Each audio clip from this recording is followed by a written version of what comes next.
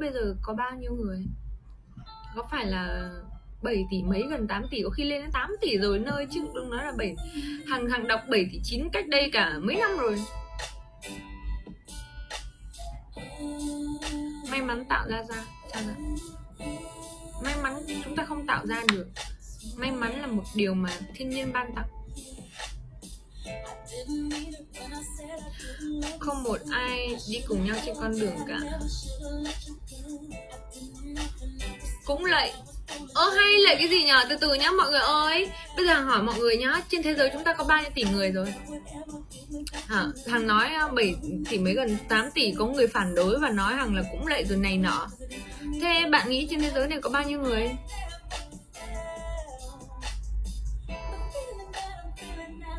$12 tỷ á hả? Lên đến nhanh vậy rồi hả? Mình không phải cuộc sống mà họ cũng không phải cuộc sống của mình.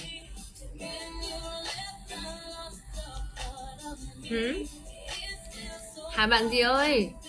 Nào, thế bây giờ ok, coi như là Hằng hiểu biết kém đi ha, mình hiểu biết kém, ok, mình công nhận.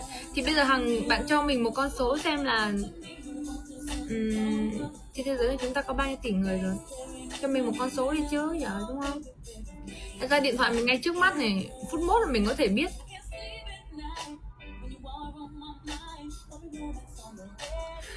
$7 tỷ 706 người, đúng không? Thống kê từ ngày 28 tháng 5. Nghĩa là 7 tỷ 7, gần 8 tỷ, có nghĩa là Hằng nói đúng mà, đúng không?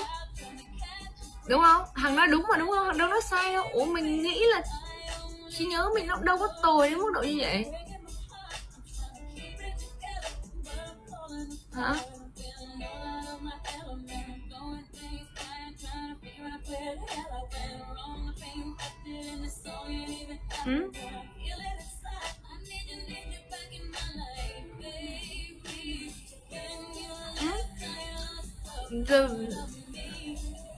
Giờ cái anh là cái anh 576 này đúng không? Đúng không nhỉ? Đúng anh này không? Đúng rồi nè. Anh ơi, anh có biết đọc không? Anh có biết đọc số đó là số mấy không? Em nghĩ là như anh là không biết đọc hay sao á. Thì sự không biết đọc con số đó là số bao nhiêu nữa hay sao á. 7 tỷ 7, gần 8 tỷ rồi. Hằng chuẩn. Hằng nói chuẩn. Thì Hằng nói chuẩn mà, đúng không? Ủa, mình nhớ là trời ơi, ba cái thứ này làm sao mà mình có thể nhớ lầm được hả? Ủa anh ơi, em hỏi này, anh có biết đọc không? Có biết đọc số không vậy? Khả năng là chưa biết đọc số nữa. Con người ta chỉ đi chung với nhau trên một đoạn đường nào đó thôi, không thể đi với nhau đến cuối cuộc đời. Cho dù thế giới có bao nhiêu người cũng không ảnh hưởng tới chúng ta. Đúng sự thật là không ảnh hưởng, nhưng mà tại vì tự nhiên đó có một người nhảy vô nói mình cái nhảy nói mình, cái mình bảo ok, thế thì thôi, mình có khi là mình sai rồi, mình nhận. Thì đấy, nói ra xem coi là như thế nào. Anh ta chỉ biết cào phím thôi. Hả?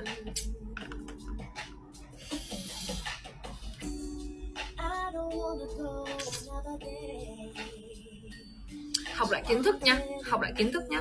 Nếu mà muốn bắt bẻ Hằng một điều gì đó, Hằng vẫn rất chi là ok. Tại vì mình không bao giờ mình tự nghĩ tất cả những điều mình nói là đúng, tức là mình nói mình chính xác. Mình vẫn biết là mình có rất nhiều điều sai và điều thiếu sót, những điều mình không biết. Mình sẵn sàng nhận mình sai nếu mình sai, nhưng mà ít ra thì người ta cũng phải chứng minh được cái điều mình sai và người ta đúng, chứ đằng này nói nhăng nói cuội hả? Nói nhăng nói cuội, chết thiệt.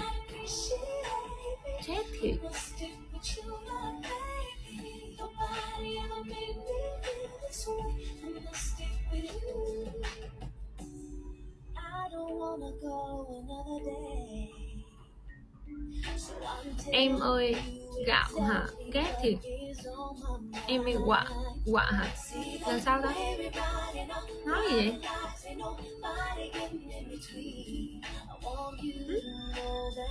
Quạo hả? Ý là bực á hả? Đâu có đâu.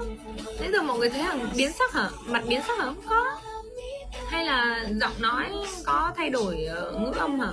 Không có luôn, đúng không? không? Nó rất bình thường mà. Đã nói rồi, tất cả những cái điều mình nói ra là giống kiểu cái để mình tranh luận á.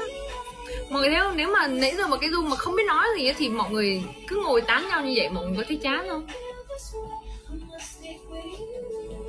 Cái giọng nói nghe đều đều á hả? Ý anh nói là quạo với chị á hả? Quạo hả? Quạo hả? Anh nói thật, anh không biết có bao nhiêu người trên thế giới, nhưng anh biết 100% Bigo có tài Hằng. Dạ đúng rồi đó. Điều này thì anh nói rất đúng. Cảm ơn bad boy, điều này thì không ai cãi được à. Không ai cãi, mà ai mà cãi là đấm cho không trượt phát nào luôn. Gạo ấy chị là quạo á hả? Ý là kiểu như cáu hả?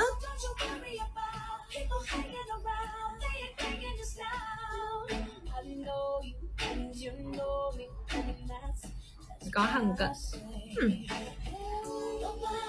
Ghê gớm đánh đá.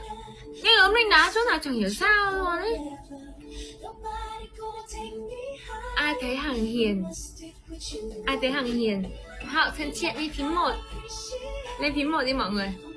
Hãy phản bác lại những cái điều mà nói Hằng đánh đá ghê gớm. Không có nhỉ. Ê, phím 2 là ý gì vậy? Táng sắp mặt bây giờ. Táng đấm nó không chịu phát nào bây giờ ấy tin không? Chết cha rồi. Phím 1 mới đúng chứ, mấy người này cười ghê á. Phím 1 mà đúng không? Hằng thân thiện mà. Thân thiện luôn á. Ê, đấm nó không chịu phát nào nha. Mấy người mà lên phím 2 á. Hiền nhỉ? Thì hiền mà. Đó nhở. Cách nói chuyện là biết điêu à? Hay chết nhở. Chẳng nói gì cả, người ta cũng bảo mình điêu luôn ấy.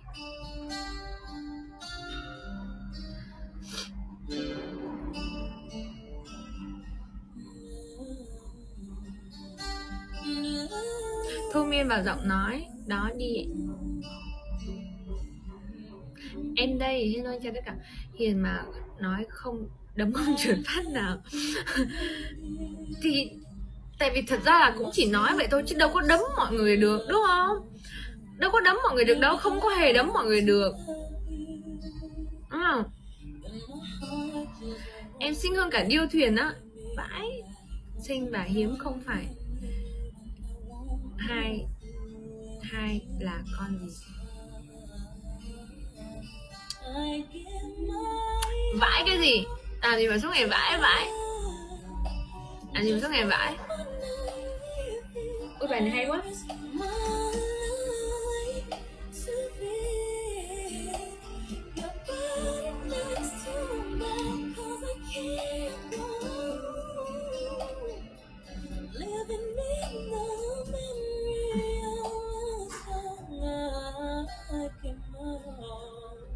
Bỏ kính ra rồi nhá, không có cận nhá.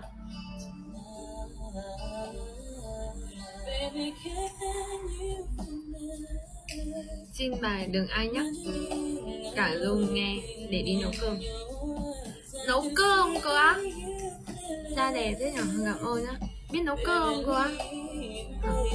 Biết nấu cơm cơ á?